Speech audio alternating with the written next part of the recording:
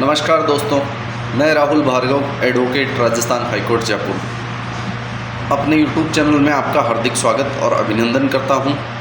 अक्सर आज जो हम बात करने वाले हैं वो टीचर्स के लिए बात करने वाले हैं, जो टीचर्स स्कूल में प्रोफेसर कॉलेज में पढ़ाते हैं उनके बारे में बात करने वाले हैं। उनके साथ क्या है कि जैसे कोई प्राइवेट स्कूल में वो जॉब करते हैं तो उनके साथ दिक्कत ये आती है सैलरी की। सैलरी उनको टाइम पे नहीं मिलती है या फिर उनको कई महीनों के बाद में उनको थोड़ा थोड़ा पैसा मिलता है, यानी कि जो पार्शल अमाउंट है वो मिल जाता है, लेकिन पूरी जो उनकी सैलरी है वो नहीं मिलती, टुकड़ों में मिलती है कुल मिला के।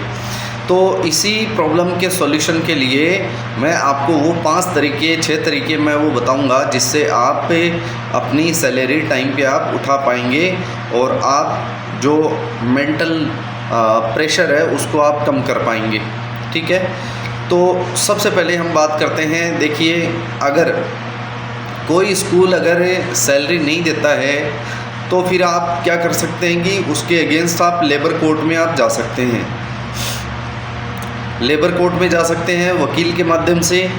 और अगर दूसरा तरीका ये है कि आप ये कर सकते हैं कि डिस्ट्रिक्ट एजुकेशन ऑफिसर होता है, डीओ साहब जो होते हैं अपने, यानी कि जिला शिक्षा अधिकारी, उनके पास एक एप्लीकेशन लिख करके आप उनसे आप अप्रोच कर सकते हो, आपकी सैलरी स्कूल रिलीज कर देगी।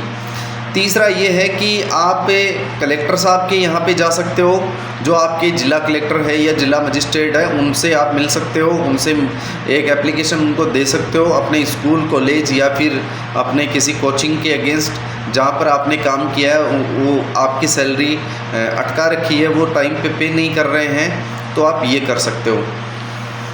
उसके अलावा आप कोर्ट भी जा सकते हैं अपने किसी वकील के माध्यम से, तो कोर्ट से भी आपका काम हो सकता है।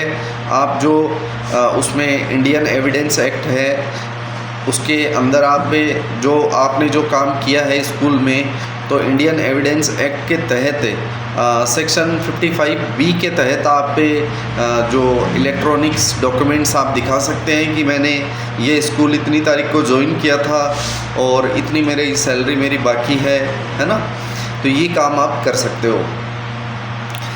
उसके अलावा आप जो एक काम हो रहा है, उसके अलावा आप पुलिस स्टेशन में जाके शिकायत कर सकते हो। जो आपका नज़दीकी थाना लगता है वहाँ पे जो पुलिस स्टेशन है, जो स्कूल है उसके एरिया में जो पुलिस स्टेशन है वहाँ पे आप जा सकते हो। वहाँ पर आपको सैलरी आपको दी जाएगी। यानी कई बार ये होता है कि स्कूल वाले जो हैं वो क्या करते हैं कि जैसे किसी की सैलरी मान लो 40,000 रुपये हैं तो उसको 20,000 रुपये दे देते हैं या 10,000 रुपये दे देते हैं और बाकी अगले महीने देंगे, ऐसे कर करके। फिर जब टीचर पूरी सैलरी मांगता है तो उसको एक तरीके से बंधुआ मजदूर बना करके रखते हैं और ये बोलते हैं कि आपको पूरी सैलरी तभी मिलेगी जब आप कंटिन्यू काम करेंगे यहाँ पे। यानी कि वो अगर आप छोड़ना चाहते हो वो स्कूल या कॉलेज या कोचिंग, तो वो आपको रिलीव नहीं करेंगे। वो आपको बोलेंगे कि अगर आपको काम करना है तभी आपको सैलरी मिलेगी, वरना नहीं मिलेगी। ये जो पैसा हमने जो रोक रखा है आपका, ये पैसा हम आपको तभी देंगे जब आप काम करोगे, तभी आपको मिलेगा।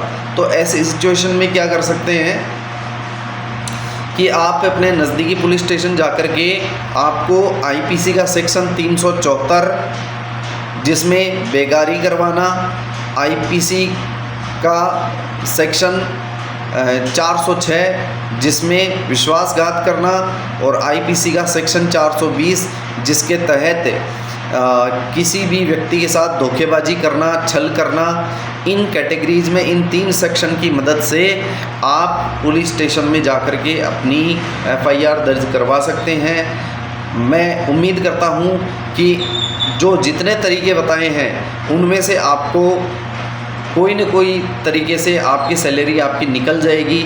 लेकिन इनमें से सबसे जो अच्छा जो मैं आपको तरीका बता रहा हूँ वो है, आप डिस्ट्रिक्ट एजुकेशन ऑफिसर है, डीओ साहब हैं, जिला शिक्षा अधिकारी हैं, वहाँ जाइए या फिर कलेक्टर साहब कि वहाँ पे आप कीजिए। आप एक एप्लीकेशन आप लिखिए, कलेक्टर साहब के नाम से लिखिए और एक डीओ साहब के नाम से लिखिए।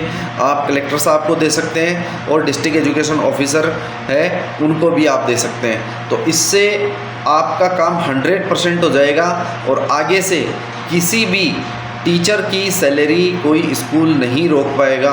जागरूकता फैलाएं, इस वीडियो को लाइक कीजिए, शेयर कीजिए और हमारे चैनल को आप सब्सक्राइब कर लीजिए।